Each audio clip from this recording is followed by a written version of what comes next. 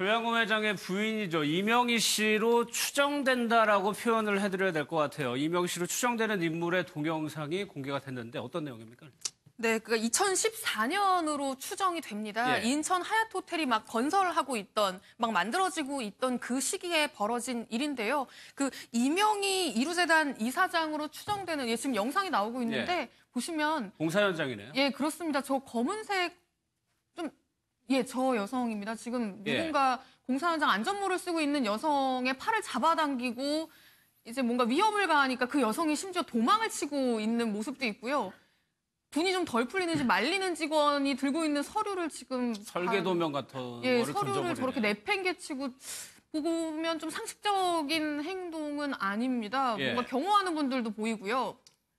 저런 영상이 공개가 됐는데 저게 2014년에 이제 촬영이 된 영상이고요. 누군가 좀 위에서 올려다보면서 찍은 것 같죠? 네. 그러니까는 실제로 누군가가 건물 위에서 저런 상황을 보고 아니 무슨 저런 일이 다 있나 하면서 직접 촬영을 해서 지금까지 보관을 하고 있었던 거라고 합니다. 그러면서 이번 일이 터지니까 언론사에 제보를 한 거고 지금 일파만파로 확산하고 있는 건데요. 지금 소리는 실제로 들리지는 않아요. 소리는 들리지 않지만 실제로 굉장한 고성을 질렀을 것으로 추정은 됩니다.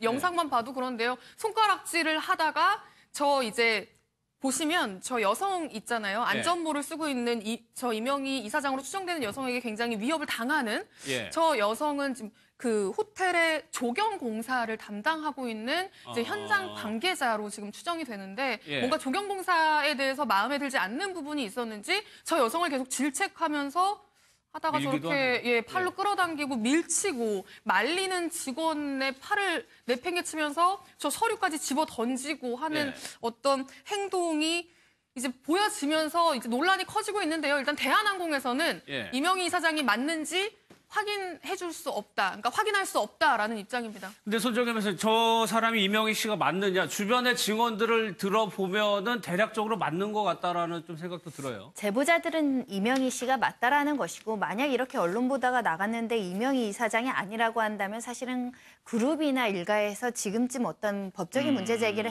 강하게 했을 것이라는 것이 예상되는 상황에서 그냥 확인해 줄 수 없다. 왜냐하면 대한항공은 이 문제는 이명희 개인의 문제이고 회사의 어떤 직함이나 이런 것들이 없지 않습니까? 그러다 보니까 좀 불리하고자 확인해 줄 수 없다. 그룹 일이 아니다. 이런 취지를 하고 있는데요. 저 상황을 보시면은 그 분홍색 옷 입은 사람이 조경업체 직원이고 유니폼은 대한항공 직원이라고 합니다. 그리고 옆에는 또 양복 입은 직원들이 대기하면서 머리를 숙이고 거든요.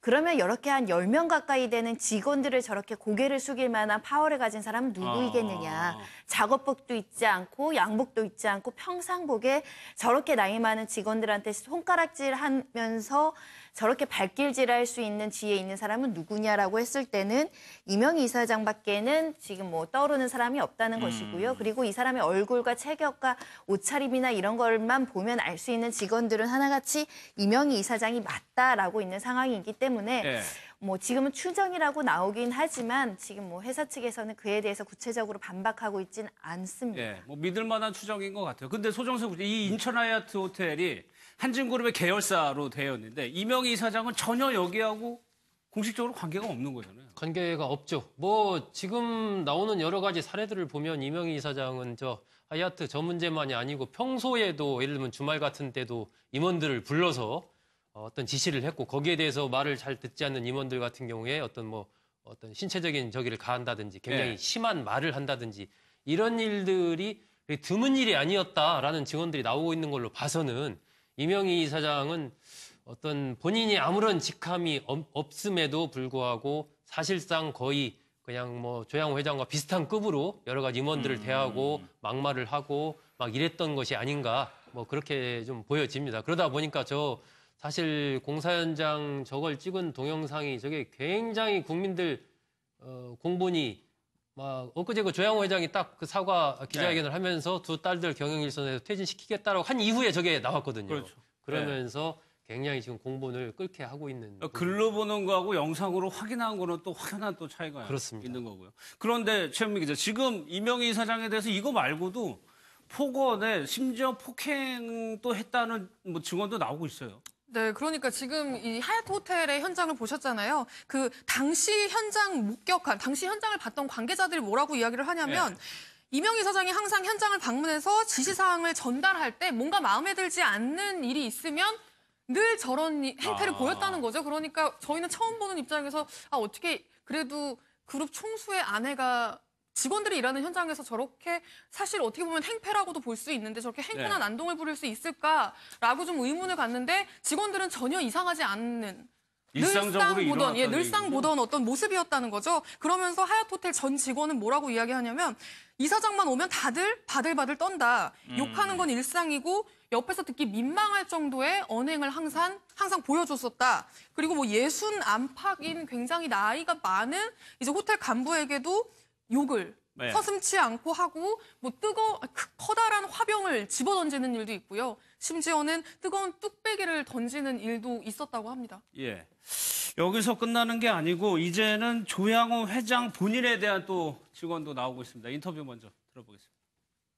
현재 제보돼서 보도된 모든 내용에 뭐 왜곡이 되었다거나 과장이 되었다거나 거짓이라거나 하는 것은 없는 것 같습니다. 솔직히 그들은 대한항공 직원을 일개 하인이라고 여기고 조금 더 심하게 표현하자면 본인의 돈을 갉아먹는 벌레라고 생각하는 것 같습니다. 회장님이 일대성에 탑승하셨을 때 1승석 식사 제공 순서 중에 샐러드 제공 순서가 있습니다. 그때 엔다이브는 빼고 라고 이렇게 주문을 하셨어요. 근데 서빙하는 승무원이 엔다이브가 뭔지를 몰랐던 거죠. 엔다이브가 뭔지를 여쭤볼 수 없잖아요. 묻지 말라고 교육을 받았으니까 엔다이브를 뺏는다고 뺐지만 DDI에게 제공된 샐러드에 엔다이브가 있었던 거죠. 그 승무원은 1등석과 비즈니스 클래스를 서빙할 수 있는 코드를 박달 나가고 일반석에서만 근무하게 되도록 하였습니다. 회장님의 말 한마디에 인사 발령이라도 하는데요. 회장님께서 탑승하신 비행기 기내 방송 중에 영어 발음이 마음에 들지 않아서 이런 코멘트가 한마디 있으면 전 승무원 대상으로 기내 방송 코드 소지자의 방송 능력 재평가가 실시되었고요. 근데 더 아이러니한 건 그날 탑승한 날 방송은 저희 객실 승무원 대상으로 방송을 가리키고 있는 방송 강사가 실시하였다는 점입니다. 일단 회장님이 사퇴하지 않는 이상 바뀌지 않으라는 거는 명확합니다. 조양호 회장이 문제라는 얘기인데 이 내용을 보면은 굉장히 좀 부당한 인사 조치라고 좀 보여져요. 그러니까 이 매뉴얼이 있다는 겁니다. 이 조양호 회장이 기내에 탑승했을 때 매뉴얼이에요. 근데 그냥 이렇게 지켜라가 아니라 그 매뉴얼을 지켰는지 체크까지 하게 체크리스트 형태로 되어 있습니다. 근데 그 체크리스트 형태의 그 항목 중에 하나가 이제 가장 좀 중요한 항목인데요. 한 번 이야기한 걸 잘 못 들었다고 다시 묻지 않는다. 라는 항목이 있다고 합니다. 그러니까 조양호 회장이 타서 엔다이브는 빼라라고 했는데 엔다이브가 뭐지? 내가 잘못 들었나? 몰라도 못 물어본다는 거군요. 그렇다 싶어도 어떤 게 엔다이브인지 가져가서 물어볼 수가 없다는 거죠. 엔다이브라는 게 뭔지도 모르는데도 불구하고 다시 물어볼 수 없다는 거죠. 그래서 실수로 엔다이브를 빼지 않고 갖다 줬더니 이제 1등석과 비즈니스석을 서빙하던 어떤 근무 환경이 일반석 근무 환경으로 갑자기 바뀌었다. 그걸 이제 이쪽에서는 강등이라고 표현을 하나 봐요. 그러니까 아마 강등되는 거라고 하는데 그런 식으로 어떻게 보면은 조금 비합리적으로 인사가 이루어지는 어떤 이런 일들이 좀 반복된다고 하는데요. 엔다이브라는 건 저도 사실 처음 들었습니다. 박상현 선생님, 또 이것도 그렇고 다음 거 뭐 방송 멘트도 그렇고 글쎄요. 오늘 회장의 기분대로 무언가를 결정한다는 좀 느낌을 받게 되거든요. 예, 그 자체가 상당히 부당한 압력 행사인데 이게 형사적인 처벌 대상이 될 여지도 있습니다. 그 자체가 정당한 업무 범위가 아님에도 불구하고 부당하게 지시를 했다 그러면 업무방해에 해당할 수도 있는 거고요. 지금 이 이야기가 나오고 있는 이명희 총수, 천하 아니면 조양호 회장의 경우에도 업무방해에 해당할 수도 있는 것이고 또나 그 정도가 심해서 폭행이나 협박으로 권리 행사를 방해했다 그러면 강요죄가 될 수 있는 거고요. 그 정도 수준에 이르지 않는다고 하더라도 행위 자체로 폭행이나 협박에 해당할 수도 있습니다. 또 그 외에도 명예훼손이나 모욕도 검토를 해봐야 되는 것이 이 언사가 지나치게 욕설이라든지 지나치게 듣는 사람으로 하여금 굴욕감을 느끼게 하는 언사들이 많이 나오고 있거든요. 그래서 이게 물론 대한항공 직원들만 있는 자리이기 때문에 이게 외부로 유출될 수 있는지는 별개의 문제지만 전파 가능성은 따져봐야 되겠습니다만 이 하나하나의 행동들이 여러 가지 범죄 혐의를 따져봐야 될 정도다. 그래서 형사처벌도 가능할 수 있지 않을까 싶은 생각이 들 정도로 좀 심각해 보입니다. 소국장님, 더 비난 여론이 많은 것이 이 대한항공이 성장한 배경을 보면은 글쎄요. 국가 주도, 그러니까 정부가 관여를 할 수밖에 없는 산업 구조잖아요. 지금 항공이라는 것이. 그렇죠. 이 박정희 전 대통령이 이른바 좀 국적기를 타고 내가 해외 나가는 게 내 소원이다. 예. 뭐 이제 이렇게 얘기를 하면서 이 한진그룹 창업자인 조중훈 회장이 그 대한공항공사를 인수를 하는 거죠. 1968년도에. 그러면서 그것이 이제 오늘날의 대한항공으로 발전을 하게 되는데 조양호 회장이 이 현재 그 이명희 이사장이죠. 이름은 하자면 예. 이사장과 결혼한 것이 이제 73년입니다. 그 당시에 이명희 이사장의 아버지가 예. 이재철 씨라고 교통부 차관으로 있었거든요. 지금은 이제 국토교통부 뭐 장관, 차관 해도 조금 아마 국민들이 느끼기에는 좀 다를 텐데 70년대만 해도 예. 사실상 뭐 교통부 장관, 교통부 차관 하면은 이 항공운수정책 뭐 이런 버스 회사 이런 교통 부분에 대해서 사실상 굉장한 상당한 영향력을 발휘하는 파워를 갖고 있는 그런 거였거든요. 그 당시만 해도 어차피 뭐 굉장히 관우위의 사회였지 않습니까? 예. 그러다 보니까 아마 그런 부분들이 이 여러 가지 이 가정적인 부분에도 좀 영향을 미쳤지 않나 싶고 또 대한항공 자체가 이렇게 성장하는 그런 과정 자체에서 저 예. 결혼 자체가 그 당시에도 굉장히 화제였거든요. 예, 그 당시에 어쨌든 고위 관료의 자녀와 또 항공사의 장남이 결혼한다. 그 자체가 굉장히 화제였는데 예. 결국은 이제 저런 부분들이 이 대한항공이 성장하는 부분의 하나의 또 이른바 원인이 됐다, 요인이 됐다라고 볼 수 있는 것이죠. 알겠습니다. 조현민 전무 얘기 좀 한번 볼게요. 조현민 전무가 최현미 기자 미국인이었어요.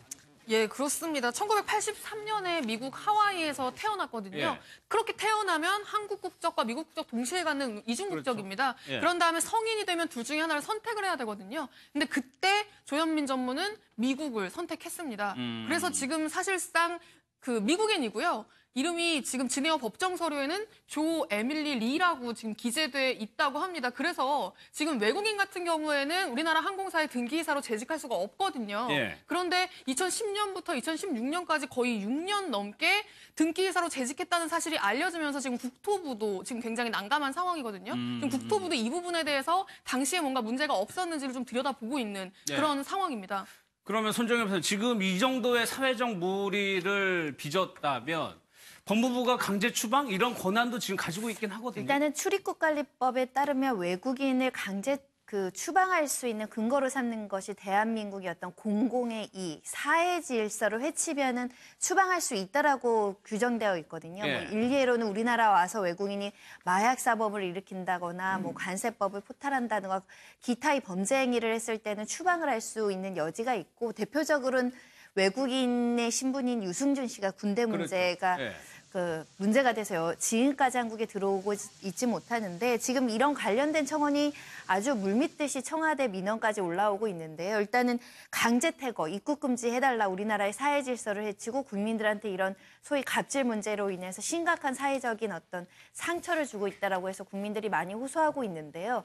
일단 외국인이고 우리나라에서 지금 뭐 업무방해, 폭력, 말씀하신 뭐 명예훼손, 관세법 위반 이런 갖가지 범죄 사실로 지금 수사가 이루어지고 있으니까 수사 결과에 따라서 예. 정말 유죄이면 검토해볼 문제이긴 한데 문제는 조현민 씨가 주주입니다. 또 대한민국의 회사의 주식을 또 일부 갖고 있어서 예. 강제 추방을 시킨다는 건 주주로서의 권리도 행사하지 못하는 여러 가지 어려움이 있는데 그만큼 지금 국내에서는 이 조현민 씨 그리고 한진 일가의 어떤 직원들에 대한 갑질 그리고 아나무인 태도에 대해서 분노하고 있다. 재발 방지가 되지 않는다고 한다면 강경한 어떤 대책도 법무부에서 검토하지 않을까라는 생각이 듭니다. 예. 그 조현민 전무가 태어난 게 1983년 미국 하와이인데 이 조양호 회장이 인하대학을 나와서 미국 그 서던 캘리포니아 대학 MBA에서 그 석사를 받은 게 79년이거든요.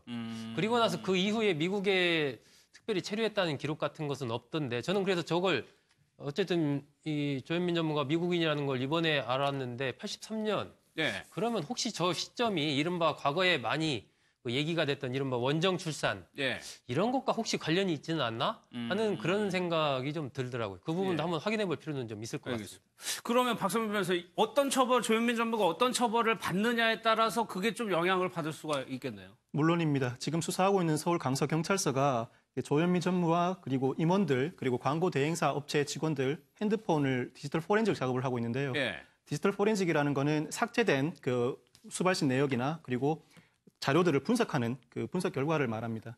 이 디지털 포렌식을 하는 이유는 크게 세 가지가 있습니다. 경찰이요. 첫 번째는 그 사건의 실체를 확인하기 위한 거고요.